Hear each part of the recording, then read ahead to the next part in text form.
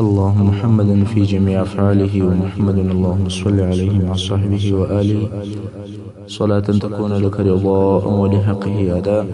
أما بعد، رسول صلى الله عليه وسلم د سیرت شپږویشتمه برخه. په تیره برخه کې مو هغه د طائف سفر بیانوي چې کله رسول صلی الله علیه وسلم د طائف څخه په هغه ستړي او ستومانه شکل باندې راستون شو. پر لارې د پیرانو ډله ورته راله او قرآن عظیم شان یې واورېدی او بیا یې ایمان راوړی. نو په دې برخه کې به دا بیان وکړو چې پیرانان ولې کفار سوي ول او په کوم طریقه دوی ته د کفر ښوونه سوې ول. نو جن یا پیرانان ډېر بې عقلان دي، عقل یې دونه نه دی لکه د انسان. داسې ویل کېږي چې د پیرانانو هغه ډېر ذکي او هوښیار دونه عقل لري لکه د انسانانو یو کوچنی هلک. عقلونه یې د ماشومانو دي، ذکاوت او هوښیاري نه لري. صرف په دې کې ابلیس علیه اللعنات چې د دوی هغه هوښیار او ذکي نفر دی او هغه ملعون دوی د لارې اړولي ول. هغه به ورته ویل شیطان چې د الله سره د نور الهو او د نور خدایانو عبادت هم کوي. مشرکان یې ځینې جوړ کړل، خو کله چې په حق خبر سول نو دستي ایمان راوړ. الله د دوی قول راته بیانوي او فرمایي: أعوذ بالله من الشيطان الرجيم وأنه كان يقول سفيهنا على الله شططا. او پیرانانو خپل قوم ته وویل چې بېشکه زموږ ناپوه چې ابلیس دی پر الله لوی او د حق څخه لیرې خبرې کولې. کله چې بیا پیرانانو ته وویل سول چې تاسې ولې د هغه خبرې منلې، دوی بیا دا وایي: وأنا ظننا أن لن تقول الإنس والجن على الله كذبا. او بېشکه موږ دا ګمان کوئ چې هیڅ کله به انسانان او پیرانان پر الله درواغ نه وایي. څنګه چې پیرانان کم عقل دي، دا خیال نه کوي چې پر الله دي څوک درواغ ووایي. او د ابلیس علیه اللعنه خبره یې ومنل. کله چې دوی ته وویل سول چې د الله سره نور الهه هم شته، دوی د هغه خپلې کم عقلي په سبب دا خبر ومنل. او دغه پیرانانو د کفارو او کوډګرانو سره د هغو په ځینو کارو کې مرسته او کومک هم کوي. او کوډګرانو هم د دوی څخه مرسته غوښتل چې دې ته الله جل جلاله بیا په بل آیت کې اشاره کوي: أعوذ بالله من الشيطان الرجيم وأنه كان رجال من الإنس يعوذون برجال من الجن فزادوهم رهقا. او بېشکه چې د انسانانو څخه ډیر سړي ول چې مرسته او پناه د پیرانانو په سړو سره غوښتل، نو د هغو انسانانو دو پیرانانو سرکشي نور هم ورزیاته کړه. د جن او د هغو د کارو په متعلق ډیر آیاتونه شته. مقصد دا چې په دغه وخت کې د قرآن مجید د اوریدلو په سبب ډیر پیرانان ایمان راوړی دي او مسلمانان سوي دي. پیرانان وایي: وأنا لما سمعنا الهدى آمنا به. او بېشکه کله چې موږ د قرآن مجید هدایت او لارښوونې واورېدلې، موږ پر هغه ایمان راوړو. او بیا وایي: وأنا منا المسلمون ومنا القاسطون. او بېشکه زموږ څخه ځینې مسلمانان دي او زموږ څخه ځینې د حقې لارې څخه په کفر اوښتي دي. کله چې دغو پیرانانو ایمان راوړی، نو یې په خپل قوم کې په دعوت کولو شروع وکول. اوس نو که څه هم په انسانانو کې اسلام لږ و، مګر په جن کې نشریږي او پیرانان اسلام ته داخلیږي. دا هم د الله جل جلاله اراده وه چې پر خپل محبوب رسول صلی الله علیه و آله وسلم دغه غم او پریشانی کم او لږ کړي. ځکه رسول صلی الله علیه وسلم د طائف تر سفر وروسته د انسانانو د اسلام راوړلو څخه تقریبا ناامیده سوی و، مګر په جن کې اسلام نشر شو چې دا رسول صلی الله علیه وسلم ته اشاره وه چې ته مه غمجن کېږه، که انسانان نه وي دغه د پیرانان ایمان راوړي. او حقیقتا هم اسلام په جن کې نشر کېدی. دا د الله جل جلاله پر خپل رسول صلی الله علیه وسلم رحمت و چې هغه غم یې پر سپک کړ. رسول صلی الله علیه وسلم به چې به د یو چا د مسلمانېدو دپاره هر څه کوشش وکړي، هغه به هغه اسلام ردوي، لکه د مکې مکرمې قریش او بیا تر هغو وروسته اهل طائف. طبعا په داسې حال کې پس له څه وخت انسان ته ناامیدي پیدا کېږي. 10 کاله د دعوت کېږي، مګر په مکه مکرمه کې تر 80 نفره زیات مسلمانان نشته. رسول صلی الله علیه وسلم غمجن او د دې څخه یې بیره وه چې د دعوت په کار کې زما له طرفه کومه کوتاهي نه وي سوې، نو ځکه الله جل جلاله دغه غم پر خپل حبیب سپر کوي او په حق سره دغه واقعه او حادثه د رسول صلی الله علیه وسلم دپاره نصرت و چې له غیبه څخه ورته راغلی. اوس نو په دغه نصرت او دغه زیري سره د رسول صلی الله علیه وسلم څخه هغه د غم او د ناامیدۍ تورې ورځې کمې او لیرې سولې چې د طائف له سفره څخه د رسول صلی الله علیه وسلم سره ملګري وي. اوس نو نبی علیه الصلاة والسلام بیرته د مکې مکرمې د تګ عزم او قصد وکړي چې هلته به په نوي شوق او په کوشش سره په خلکو اسلام عرضوم او الهي رسالت به خلکو ته رسوم. په دغه وخت کې زید ابن حارثه رضی الله عنه ورته وویل یا رسول الله څنګه بیرته قریشو ته ورځې او هغو ته د مکې مکرمې څخه وایستلې؟ رسول صلی الله علیه وسلم مبارک وفرمیل یا زید الله جل جلاله د دې مشکلاتو او د تکالیفو څخه د خلاصون لار پیدا کوي او الله جل جلاله د خپل دین ناصر دی او د خپل نبی کامیابه کوونکی دی. اوس رسول صلی الله علیه وسلم مکې مکرمې ته نږدې سو، خدا تشویش ورسره سته که چیرې مکې مکرمې ته ولاړ سي هلته که هر څوک وغواړي چې رسول صلی الله علیه وسلم ته ازار ورکړي نو ازار ورکولی سي او د رسول صلی الله علیه وسلم د دفاع دپاره څوک نسته. د څه وخت دپاره غار حرا ته ولاړی او هلته کښېنسته او بیا یې وخود د خزاعه د قبیلې و یو نفر ته چې اخنس ابن شریق نومېدی و هغه ته یو نفر ورواستوي چې د هغه څه د رسول صلی الله علیه وسلم دپاره جوار وغواړي. د جوار تفصیل خو مخکې درته بیان شو، یعنی پناه او ساتنه وغواړي. دا جوار به هغه چا غوښتی چې قوم بې نه درلوده، ضعیف او بې کسب و، نو به یې د قوي نفر څخه جوار وغوښتی او بیا به یې د هغه په ساتنه کې ژوند کوي. که دغه جوار نه وی قانون د جنګله و، هر زورور به کمزوری خوړی. اوس رسول صلی الله علیه وسلم قوم لري خو هغه خپل قوم تکلیف او ازار ورکوي او هغه د صلی الله علیه وسلم دفاع نه کوي. کوم چې د رسول صلی الله علیه وسلم سره په ټول قوم کې دفاع کوله هغه د رسول صلی الله علیه وسلم اکا ابو طالب او هغه هم وفات شوی. نو ځکه اوس رسول صلی الله علیه وسلم د بل چا څخه جوار غواړي، ځکه که د یو قوي نفر جوار وي نو هر رزیل او اوباش او لچک سړی و رسول صلی الله علیه وسلم ته اهانت او سپکاوی نشي رسولی.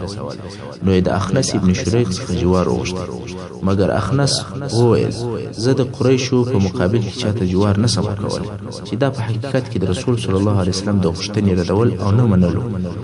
رسول صلی الله علیه وسلم بیا فکر وهي چې د قریشو د سردارانو څخه به څوک درته جوار ورکړي. نو یې سهیل ابن عمر ته نفر ورولېږي. سهیل هغه څوک دی چې په وروسته کې بیا د حدیبیې صلح لیکي او د مکې مکرمې د سردارانو څخه دی. رسول صلی الله علیه وسلم د دغه سهیل څخه جوار وغوښتی. سهیل وویل زه د بني عامر څخه یم او بني عامر پر بني کعب باندې جوار نه ورکوي. د سهیل د طرفه هم رد او منفي جواب راغی. رسول صلی الله علیه وسلم فکر کوي چې څوک به ماته جوار راکړي. بیا مطعم ابن عدي ته نفر ورولېږي. که څه هم دغه مطعم د اسلام ډېر شدید دشمن و، مګر بیا هم عزت او شرف دا وده ته ډېر اهمیت درلود. کله چې ده ته وویل شول چې رسول صلی الله علیه وسلم ستا څخه جوار غواړي، دی هم موافق شو، والقبوله مې ده. رسول صلی الله علیه وسلم ته حال ولېږي چې هو ته زما په جوار او په ساتنه کې ساتم دي. او بیا خپل قوم او زامن راوغوښته او الاسلحه مو در واخیست او د کعبې شریف په کنجانو ودرېدل. علما محمد صلی الله علیه وسلم ته جوار ورکړی. بیا رسول صلی الله علیه وسلم ته نفر ولېږي چې مکې مکرمې ته داخل شي. رسول صلی الله علیه وسلم هم د زید ابن حارثه رضی الله عنه سره مکې مکرمې ته داخل شو تر څو چې مسجد حرام ته ورسېدی. مطعم ابن عدي پر خپل بوده باندې سپور دی او په لوړ आवाज غږ کوي یا معاشر القریش، ما محمد صلی الله علیه وسلم ته جوار ورکړی دی، نه غواړم چې څوک تیری او تجاوز پر وکړي. رسول صلی الله علیه وسلم حجر اسود ته ورغلی، هغه یې مسح کړ، طواف یې پر وکوی او 2 رکعاته لمونځ یې ادا کړ. بیا خپل کور ته رهي شو. مطعم ابن عدي او د زامن په اسلحه مسلح په پسیري تر څو چې رسول صلی الله علیه وسلم کور ته ننوت. او په دغه وخت کې ابو جهل د مطعم ابن عدي څخه پوښتنه وکړه، ولته د محمد تابع که مجیر غواړي چې ځان ته اوس معلومات وکړي یعنی تابع یعنی مسلمان سوی او که دې جوار ورکړی. مطعم ابن عدي وویل جوار مې ورکړی.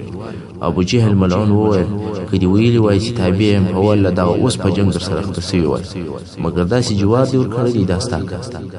تر دې وروسته رسول صلی الله علیه وسلم په مکه مکرمه کې د مطعم ابن عدي په جوار کې ژوند کوي او د رسول صلی الله علیه وسلم د مطعم دغه نیکی همیشه په یاد و.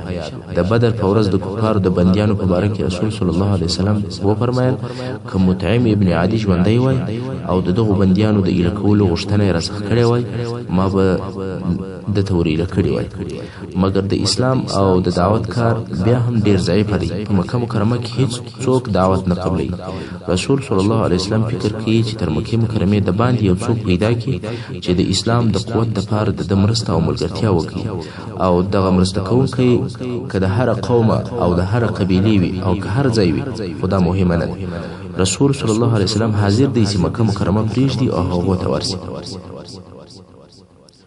اوس به دا د بیان درته وشي چې پر قبایلو او افرادو د اسلام ارزول په دغه کال کې څنګه ول. نو د هجرت د 10 کال د ذوالقعدې په میاشت کې چې دا د 1419 میلادي کال د جون د اخري ورځو او د جولای د اولي ورځو سره برابر رسول صلی الله علیه وسلم د طائف څخه مکه مکرمه ته راغی. غواړي چې بیا په نوي شوق او ټینګ عزم قبایل او افراد اسلام ته دعوت کړي.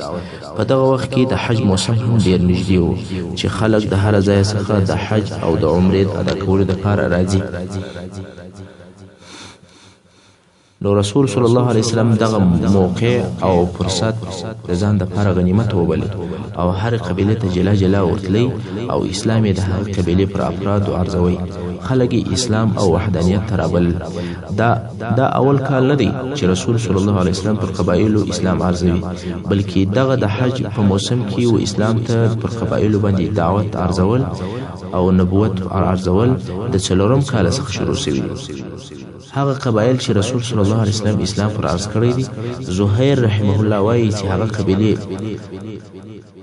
نمونه داسې دي: بنو عامر ابن صعصعه، محارب ابن خصفه، فزاره، غسان، مره، حنیفه، سلیم، عبس، بنو نصر، بنو البکاء، کنده، کلب، حارث ابن کعب، عذره، حضارمه.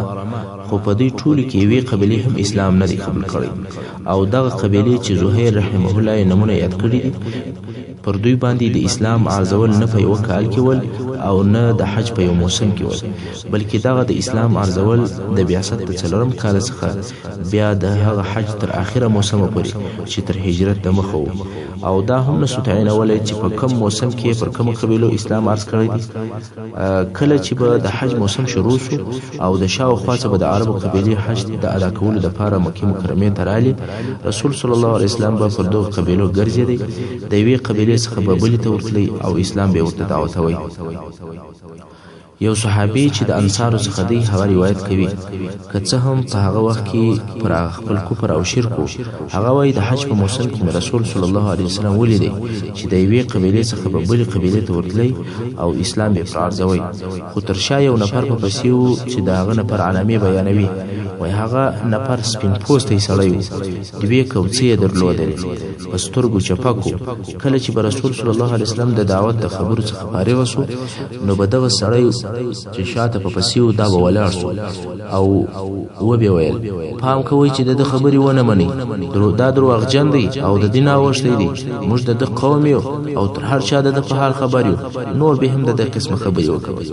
رسول صلی الله علیه وسلم به هیڅ نه ورته ویل نه منع کوئ او نه شړئ او نه نور بحث ورسره کوئ او دای هم په پسیو. د قصې راوی وایي چې ما پوښتنه وکوله چې دغه نفر څوک دی چې په رسول صلی الله علیه وسلم باندې پسې دی وایي خلکو راته وویل چې دا یې اکا دی ابو لهب هغه چې د اسلام د شروع څخه د خلکو په منع کولو کې پوره تخصص لري د موسم په وخت کې د حج د موسم په وخت کې ځان نه په تجارت نه په دنیاوي کارو په هیڅ باندې ځان نه مشغوله کول بلکې خپل ځان او خپل وخت یې د دې لپاره وقف چې خلق د اسلام سمانه او پر دې سربېره رسول صلی الله علیه وسلم نه څه ورته ویل او نه منع کوي. اوس په مختصر ډول سره د رسول صلی الله علیه وسلم د طرفه پر ځینو قبیلو د اسلام ارزول او د قبیلو د طرفه د هغو رد یا جواب به درته بیان. اول رسول صلی الله علیه وسلم د بنی کلب د قبیله و یو شاخ ته ورلی چې بنو عبد الله ورته ویل کېدل او ورته ویل چې یا بنی عبد الله اے د عبد الله زامنو ستاسو د نیکنوم ډیر شنوم دی او د الله د توحید سره برابر دي نو تاسو هم د الله وحدانیت قبول کړئ او د الله یوازې عبادت کوئ خو هغه بدبختانه دغه دعوت او بلنه نه قبول. دویم رسول صلی الله علیه وسلم د بنو حنیفه د قبیله او خیمو ته ورلی او اسلام اقرار کړ خو د عربو ټول قبیلو د یوې جواب هم دونې بد او ناوړه نه لکه د دې بنو حنیفه د قبیله جواب. دریم رسول صلی الله علیه وسلم د بنی عامر ابن صعصع قبیله ته چې یو ډله د حج لپاره راغلی هغه ته ورلی پوښتنه یې وکوله چې د دې قبیله مشر او سردار څوک دی. خلق ورته وویل چې د دې قبیلې مشر عضیحه ذو فراس ابن صعصع دی. رسول صلی الله علیه وسلم وویل چې زه غواړم چې ورسره ووینم. رسول صلی الله علیه وسلم د هغه سره کښېنستی اسلام او د هغه احکام ورته بیان کړل کلام الله ورته تلاوت کړي. سړی چې د کلام الله معجز بیان تر تاثیر را لاندې سوی او هغه یې واورېدی نو ویل ته لږ انتظار وکړه. عضیحه چې د قوم مشر دی هغه ولاړ شو خپل قوم یې سره راټول کړي او بیا ورته وویل یا قوم ما ته یو سړی راغلی دی او داسې کلام یې راته ووایي چې ما په ټول عمر نه دی اورېدلی. دا د کلام الله اعجاز دی الهي کلام معجز او بې مثله دی. عضیحه وویل قسم په الله دغه سړی به د دې کلام په واسطه پر ټولو عربو غالب شي او پر ټولو عربو به حاکم وي. قوم یې وویل نو ته څه اراده لرې؟ عضیحه وویل چې زما په فکر باید متابعت یې وکړو. قوم یې وویل ته زموږ مشر او سردار څنګه چې ستا خوښه وي هغسې وکړه. عضیحه رسول صلی الله علیه وسلم ته وویل ایمان در باندې راوړم عزت دې کوم زموږ تورې ستا تر امر لاندې دي خو په یوه شرط. رسول صلی الله علیه وسلم وویل شرط دې چیشته؟ عضیحه وویل شرط مې دا دی چې تر تا وروسته به امر زما وي یعنې تر تا وروسته به خلیفه زه یم. رسول صلی الله علیه وسلم وویل چې امر د الله دی هر چا ته چې د الله خوښه وي و هغو بندګانو ته یې ورکوي خو عاقبت ښه اخر انجام د پرهیزګارانو دی. عضیحه وویل یا محمد صلی الله علیه وسلم موږ د عربو وترو ته غاړې ږدو جنګ یې قبلوو او بیا به امیریت د بل چا وي خلافت به ماته راکوې او دفاع به دې زه کوم. بیا هم رسول صلی الله علیه وسلم ورته وویل ان الامر لله یضعه حیث یشاء من عباده والعاقبة للمتقین یعنی د الله د پاره ټول امرونه دي هر چاته چې د الله جل جلاله خوښ وي هغه ته هغه امر او تصرفات ورکوي آخرت او ښه انجام چې دی هغه د متقینانو دی. څنګه چې د ضیحه د دنیا طمع او امیریت پیدا شو او په دې پوهېدی چې اسلام غالب کیږي اسلام به پر عربو حاکم وي نو د امیریت او د مشري طمع او امید په سر کې پیدا شو. نو ځکه رسول صلی الله علیه وسلم ته وویل اسلام قبلوم خو په دې شرط چې تر تا وروسته به خلیفه زه یم. رسول صلی الله علیه وسلم د خلافت وعده نه ورسره وکړه او ده هم اسلام نه قبول ځکه اصلا دی په ایمان او اسلام راوړلو کې صادق نه و بلکې طمع یې درلود د امیریت او دنیا د خواهشاتو دپاره ایمان راوړي. کله چې دغه د بني صعصع ډله خپل قبیلې ته ولاړل او خپل قوم ته ولاړل هلته د دوی په قبیله کې یو ډیر سپینږیری سړی و چې د خپل ضعف په سبب سره حج ته نه سوی راتللی مګر هوښیار او ډیر پوه او هر وخت به د قبیلې چې کله د حج د سفر څخه را روانې شوې نو ده ته به بیا ورتللی او ده به د حالاتو پوښتنې ځینې کولې. په دې وار کې هم د پوښتنه ځینې وکوله چې په حج کې خو به څه نه یې پېژنه سوې او ستاسې څه حال قوم یې د سفر ټول حال ورته ووایي خو دغه د رسول صلی الله علیه وسلم د دعوت قصه یې نه ورته وکوله.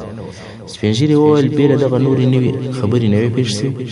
دوی وویل چې هو داسې د قریشو یو ځوان و چې د بني عبدالمطلب د کورنۍ څخه و. موږ ته رالی او دا یې ویل چې زه نبي یم.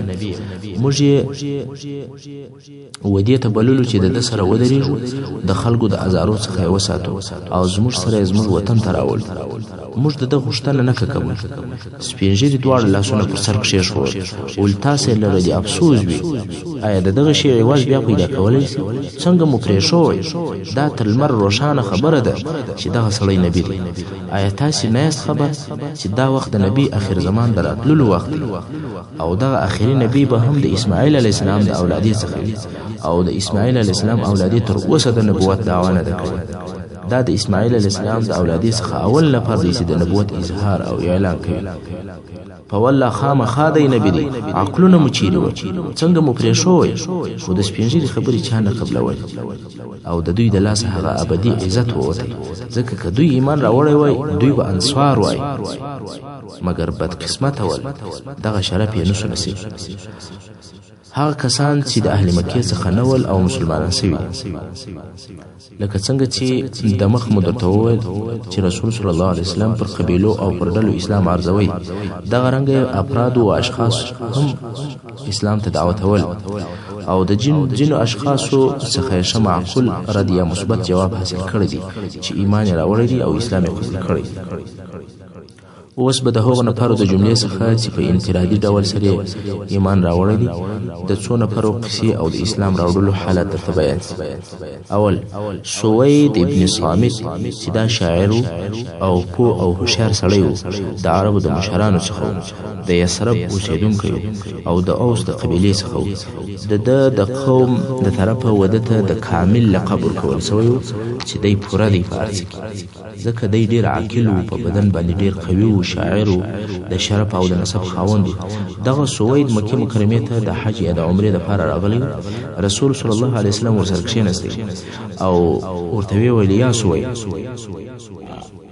زما سره څو ښې او ښایستې خبرې سته، وایه به.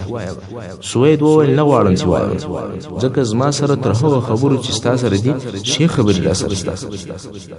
اوس خو قانون دا و چې رسول صلی الله علیه وسلم ورته ویلي وای چې یو وار یې واوره بیا حکم وکړه، مګر یا رسول صلی الله علیه وسلم د ښو اخلاقو خاوند و. ول ښه هغه ستا خبرې را باندې واوره، څنګه چې ستا خبرې زما تر خبرو ښې دي نو تې را باندې واوره او زه اورم. سوید هم شروع سو د لقمان حکیم حکمتونه او نصیحتونه ورته وایي.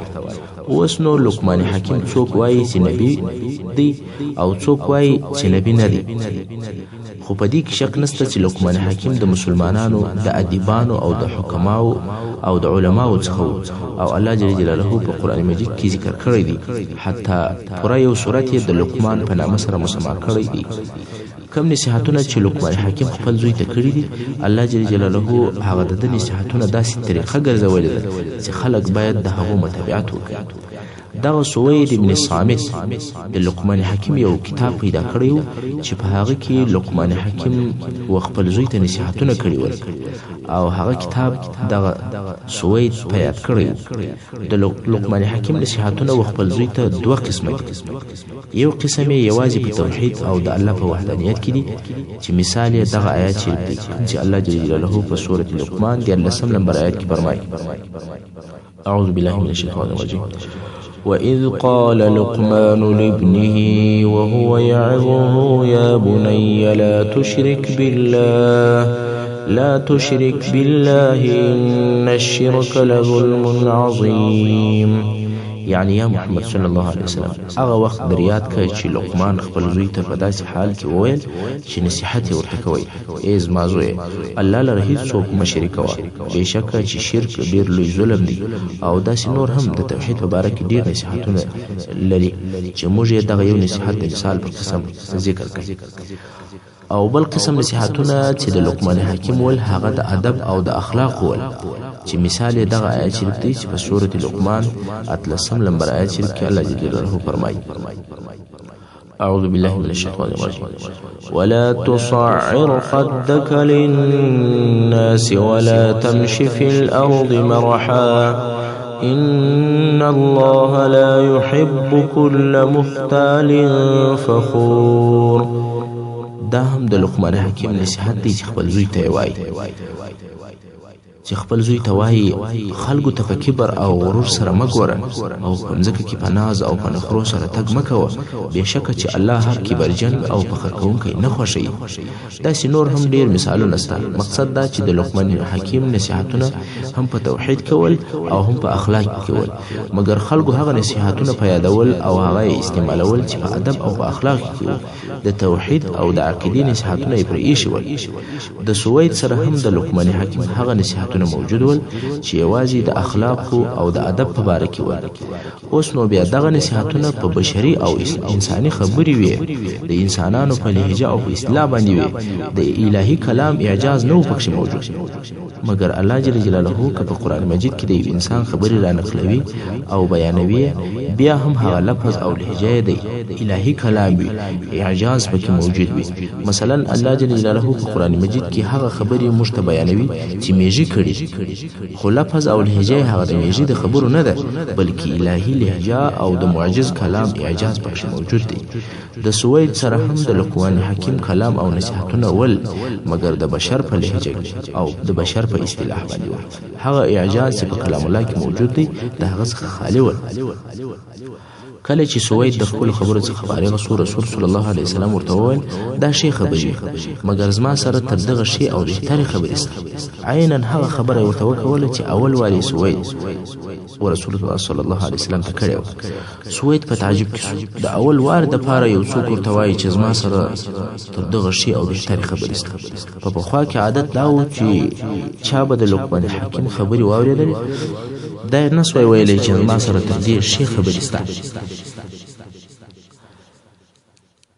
بیا نو رسول صلی الله علیه وسلم کلام الله ورته تلاوت کړ، د قرآن مجید آیاتونه ورته تلاوت کړ. کله چې رسول صلی الله علیه وسلم د آیاتو د ویلو څخه فارغ شو، سوید وویل او دا شی خبرې، او دا جمله یې نه کړه زیاته چې زما سره تر دې شی خبرې شته.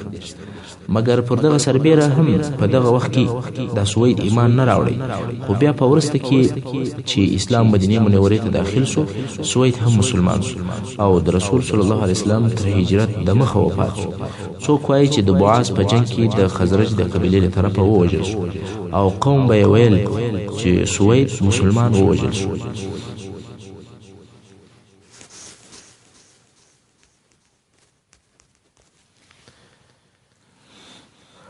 دویم نفر هغه ایاس ابن معاذ چې نوی ځوان و او د یثرب د اوسیدونکو څخه و او د اوس د قبیلې څخه و. د ده د ایمان راوړلو قصه دا ده چې په یثرب یا مدینه شریفه کې پر یهودو سربیره د عربو دوی قبیلې هم اوسېدلې چې یوه د اوس قبیله وه او بله د خزرج قبیله وه، او د دې دوو قبیلو په مابینځ کې به همیشه جنګونه کېدل. د اوس قبیله نسبت د خزرج قبیلې ته د نفرو په شمېر څه کمه او لږ وه.